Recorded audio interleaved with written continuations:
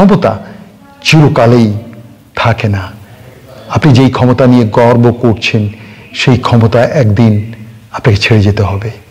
সিরাজউদ্দৌলাও চলে গেছে। এখন আমরা সিরাজউদ্দৌলা সমাধি দেখানোর জন্য নিয়ে যাচ্ছি, যেখানে চিরনিদ্রায় শায়িত হয়ে আছেন আলীবর্দী খাঁ, প্রিয় নাতি সিরাজউদ্দৌলা এবং তার গোটা ফ্যামিলি। আমরা লক্ষ্য করব খোশবাগে যেটি প্রথম সমাধি নিয়েছেন তিনি হচ্ছেন বাংলার চতুর্থ স্বাধীন নবাব আলীবর্দী খাঁ।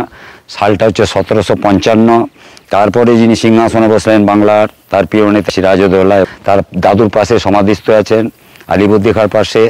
তারপরে একে একে গোটা ফ্যামিলি, এই খোশবাগে মোট 34 জনের কবর। একটা বাউন্ডারির মধ্যে আছে সিরাজের হোল ফ্যামিলি, এবং বাইরে যে কবরগুলো আছে তাদের নিকট আত্মীয় এবং পরিবারের।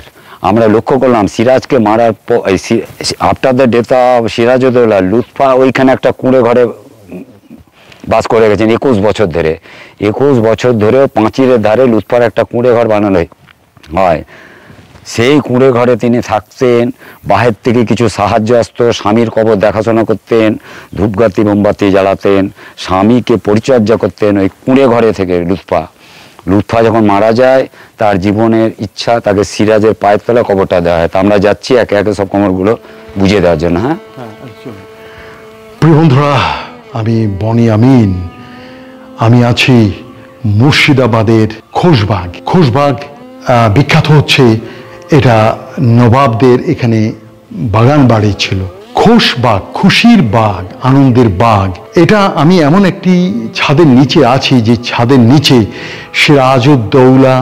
সিরাজউদ্দৌলার স্ত্রী, তার বান্ধবী, এমনকি তার নানা আলীবর্দী খাঁ এবং তার খালা মুমিনা বেগম, এদের অনেকেরই কবর আছে। আপনি দেখতে পাচ্ছেন এটা হচ্ছে যে আলীবর্দী খান, তার পাশেই হচ্ছে এই সিরাজউদ্দৌলার কবর। আমি এই কবরের পাশে একটু বসে আপনাদের সাথে কিছু কথা বলতে চাচ্ছি। প্রিয় বন্ধুরা, দেখতে পাচ্ছেন ক্ষমতা চিরকালেই কিন্তু থাকে না। আপনার শক্তি, আপনার মাহাত্ম্য, আপনার সে সূর্য বীর্য সবসময় থাকে না। আপনারা জানেন খুব শৈশব কাল থেকে তিনি তার এই সিরাজউদ্দৌলা, আমি যার কবরের উপরে বসে আছি সেটা হচ্ছে সিরাজউদ্দৌলা, বাংলা, বিহার, উড়িষ্যার শেষ স্বাধীন নবাব সিরাজউদ্দৌলা, যিনি ধর্মে একজন শিয়া ছিলেন। এরা কিন্তু সকলেই শিয়া। আলীবর্দী খাঁ, সিরাজউদ্দৌলা, নবাব সৈয়দ মীর জাফর আলী খান, এরা কিন্তু সকলেই এই শিয়া বংশের, শিয়া ধর্মের। তো আমি সেই সিরাজউদ্দৌলার কবরের পাশে বসে আছি। পেছনে হচ্ছে আলীবর্দী খাঁ, তার নানা মানে দাদু, যেটা এখানে বলা হয় দাদু। তো সিরাজউদ্দৌলা তার যৌবনকালে অনেক কিছু করেছেন। আপনারা যদি পারেন শ্রী অক্ষয় কুমার মৈত্রের বইটি পড়বেন। একজন হিন্দু ঐতিহাসিকবিদ, তিনি রেফারেন্স দিয়ে অনেক সত্য কথা বলে গেছেন। বইটি সম্ভবত এখন থেকে প্রায় 90-100 বছর আগেই ছাপানো হয়েছিল কলকাতা থেকে, কলেজ স্ট্রিটের কোন একটি পাবলিকেশন থেকে। অক্ষয় কুমার অক্ষয় কুমার মৈত্রের সেই বইটি পড়লেই সিরাজউদ্দৌলা, এদিকে আছে আপনার সেই লুৎফুন্নেসা, বা ওইদিকে আলেয়া, সেই আলেয়া সম্পর্কে আপনারা জানতে পারবেন অনেক কিছুই। তো আমি যেটা বলতে চাচ্ছি যে আমি একটু বসি, না বসলে হবে না, আমি ওনার কবরের পাশে বসেই একটু ঠ্যাক দিয়ে কথা বলি যে ক্ষমতা চিরকালেই থাকে না। আপনি যেই ক্ষমতা নিয়ে গর্ব করছেন সেই ক্ষমতা একদিন আপনাকে ছেড়ে যেতে হবে। সিরাজউদ্দৌলাও চলে গেছে। বিষয়টা বিতর্কিত যে গাদ্দার কে ছিল, মীর জাফর আলী খান নাকি সিরাজ। এই বাংলার সাথে, বাঙালির সাথে ছলনা, ললনা, কে ললনা না, ললনা অন্য শব্দ, ছলনা কে করেছিল সেটা ইতিহাস যারা নিরপেক্ষভাবে পড়তে পারেন তারা বুঝবেন। আমি কোনো মন্তব্য করব না, কারণ আমার হয়তো ইতিহাস সম্পর্কে তেমন গভীর জ্ঞান নেই, তবে কিছু হলেও লেখাপড়া করেছি।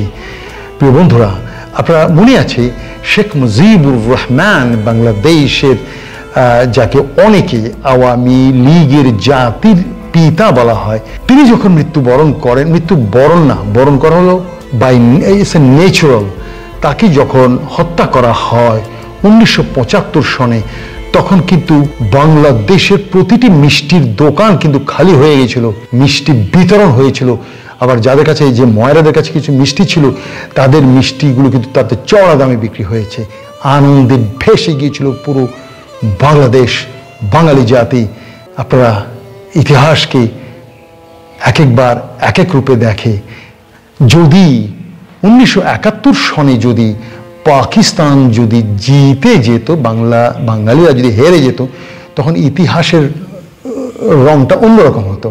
ঠিক একইভাবে বলতে হবে 1946 সনে দ্বিতীয় মহাযুদ্ধে যদি জাপান এবং জার্মান এরা যদি জয়ী হতো, তাহলে বিশ্বের ইতিহাস হতো অন্যরকম, পাল্টে যেত।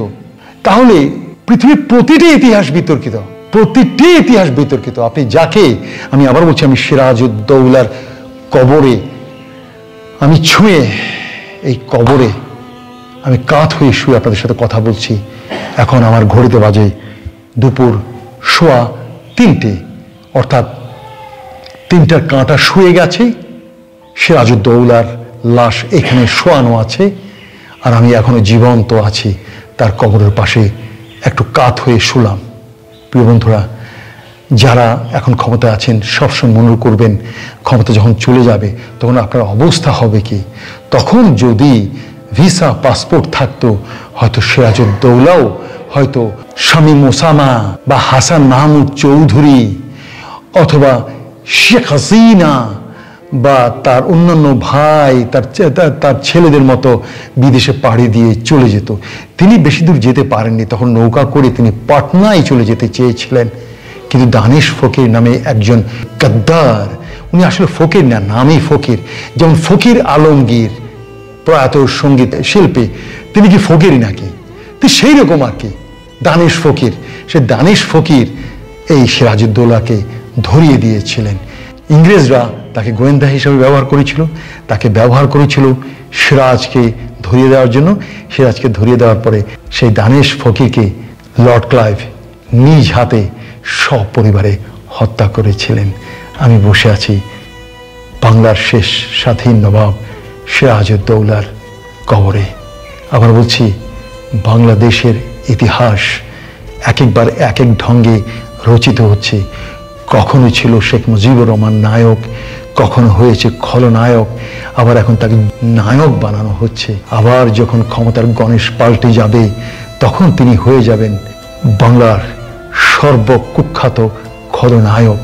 তাহলে ইতিহাস যারা লিখেন তাদেরকেও সবসময় বিশ্বাস করা যায় না। প্রিয় বন্ধুরা, তাহলে ছাড়ি। আমি বনি আমিন আছি খোশবাগ নবাব সিরাজউদ্দৌলার কবরস্থানে। This is Boni Amin from Khoshbagh, Murshidabad, West Bengal, India. Thank you. Thank you very much. Bye-bye.